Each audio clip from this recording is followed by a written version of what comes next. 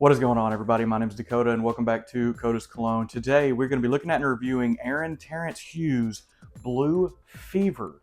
Let's get into it.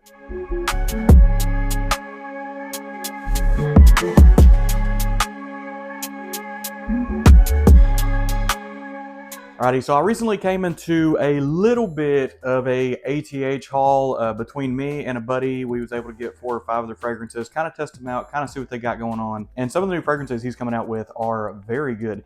This one isn't a new release, it's just a new to me. The other ones we have are fairly newer. But I did a little poll on the channel, ATH Blue Fever won.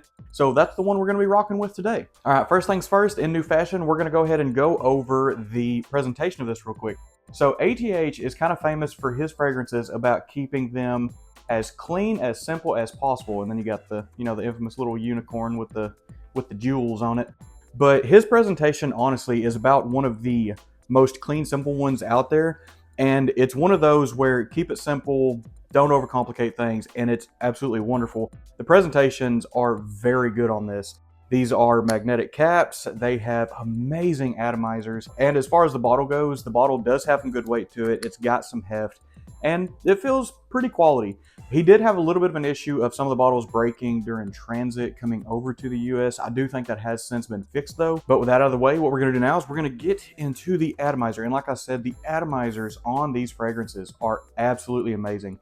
They have a wonderful center burst. They've got a good amount of pressure. And it comes out airy enough to where you really feel like you get a good chance to put it all over your skin. So what I'm gonna do now is I'm kind of gonna show off the atomizer a little bit on how I put on some of his.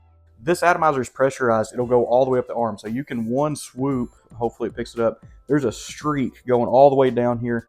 Now it's not the widest streak, but you can cover a lot of area with this. But speaking covering that area, we're going to talk about what you get when this fragrance gets in the air, because when this fragrance gets in the air, it is very good. Pretty much what you get right off the opening of this is there's a little bit of zestiness, there's a little bit of lemon, you get a little bit of a grapefruit. This is very much a kind of citrusy sweet, and not over sweet like and not overly sweet to where it'll be cloying or anything, but it's very like a citrusly relaxing kind of sweet. And I get a little bit of like an aquatic feel to it, not real big. It is more of like a citrusy, fresh and clean than anything, especially on the opening. But as this dries down a little bit, we're gonna go ahead and hammer out some of the notes on this. The top notes on this are gonna be lemon, mandarin, and bergamot. And like I said, when you spray this on, you get a good dose of bergamot, you get a lot of that lemon, you get a lot of that zest that's almost a little mouth-watering on the opening. The middle notes on this are gonna be amber, grapefruit, lily of the valley, green apple, and sea notes.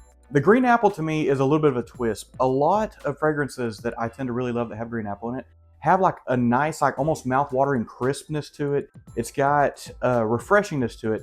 This one is nice, but it doesn't really have like that signature crisp kind of scent that you would expect off of most fragrances that has like a green apple note or has like maybe a little bit of a sharpness. They do get a little bit of that softness from the grapefruit though. I feel like you pick that up almost right away. The base notes on this are going to be oak moss, vetiver, sandalwood, patchouli, elemi resin, and peppermint. So peppermint is one of those things where I've noticed ATH has put that in several of his fragrances. Now, sometimes the peppermint can come across very sharp. It'll almost hit the nose a little stingy. You don't really get that off of this one. He has one or two where it comes across very sharp. This one, not so much. This one is also one of those fragrances where you need warmth to make this fragrance work. This is going to be an easy hot day reach. A lot of the things that goes into this makes this want to be a summer fragrance, and that's exactly what it is. And we're getting to the point now that that's exactly where we're starting to get. It is starting to get warm. We're getting into the low to mid 80s. It's only going to start ramping up from here. So now is the time of year where citrus fragrances, fresh, clean, refreshing, mouth-wateringly like lemonade style fragrances, stuff like that. That's where these fragrances are really going to be starting to shine. But now what we're going to hit on is going to be the price, performance, and availability. I'm going to go ahead and start with availability on this one. Pretty much the only place you're going to get this is Max Aroma. Whenever they do get restocks, they sell out incredibly quickly. And fragrance groups, unfortunately. And some of the fragrance groups do have a little bit of a markup. A lot of that markup hype has kind of went down a little bit, thank God. But now it's slowly getting a little easier to find some of his fragrances in the US. He said on multiple occasions he's going to be building a US factory at some point, ideally in 2025, early 26. So hopefully very soon these fragrances will be readily available for everyone. Now, as far as getting this from Max Aroma, this usually runs between 150 and 175, kind of just depends on demand, and it kind of just depends on how everything's going. In the fragrance group, this one might be a little closer to that 180 to 200. Like I said, the fragrance groups do have a little bit of a markup. Now that the bad stuff's out of the way, we can talk about the performance on this a little bit. The performance on this is wonderful, especially for a fragrance that loves heat. I get 7 or 8 hours longevity out of it, which is awesome for a summer-based fragrance. The sillage on this is very good. The sillage is in that 2 to 3 foot range. But the weird part with the sillage being so good is the projection is a little bit lackluster on this.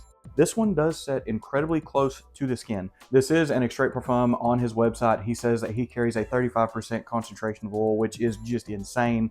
So I can understand why it does set close to the skin, but if you're at a place where you can up and move around, this will do absolutely fine. All right, so now we can move on to the dry down, and that's where this thing gets really good. But to me, I still get a lot of that grapefruit. I get some of the sandalwood. I get a little bit of that oak moss that really kind of pulls this thing together. But I think the thing that I love the most is the way it stays very fresh. It stays very relaxing. It has a little bit of like a linen vibe to it. It can come across maybe as just a touch soapy to some people. I have had 1 or 2 people say that on their nose, it does come across that way, almost like a little detergent-y. But I don't get that on my nose. The main thing that I get is going to be a little bit of the warmth into the dry down. It's going to be a little bit of refreshingness. You're going to get some of those C notes pulling through. It's going to have a little bit of a saltiness. But the thing I like the most on this is you get a little bit of like that warm chilling factor. You get a little bit of like a duo. It does have some of the amber that's going to help keep it warm, but you also have the peppermint in the base that the further it dries down, it almost gets like that cooling effect to it. So it's kind of a tricky mix. It really depends on your skin chemistry.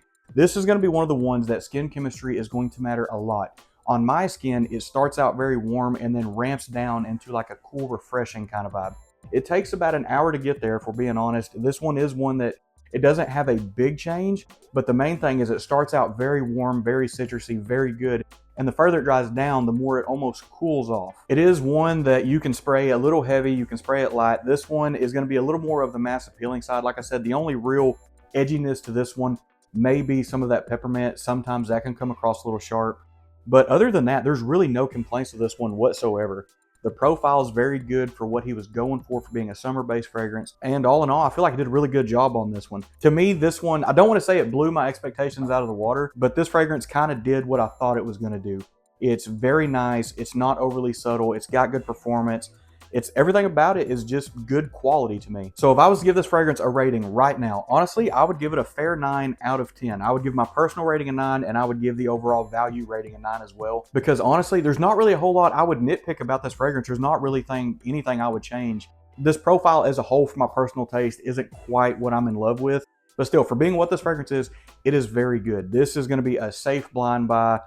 95% of the people out there are going to absolutely like this. Some people do say they do have a little bit of performance issues on their skin. I really feel like this one, as I touched on earlier, I feel like this one is really going to change based on skin chemistry. Some people, this is going to be a monster and it's going to be absolutely amazing. Some people, the fragrance may only last 30 or 45 minutes. I do have 1 or 2 of his that everybody claims is monsters that don't really do that good for me. But I do think that's enough yapping for today. I'm going to go ahead and get in this bottle one more time, kind of show it off a little bit more. As I like to say in every video, thank you everyone for supporting the channel, for sticking around, staying attuned, listening to me yap about how stuff smells. I truly appreciate it. We are dangerously close to 1,200 subs. We're going to be doing another giveaway at 1,200. I appreciate all the feedback I'm getting on the channel. I appreciate people reaching out, emailing, commenting, all that other stuff. So thank you to everyone for that as well. But that's going to be enough yapping for today. As always, to all my fragrance friends out there, we will see you next time.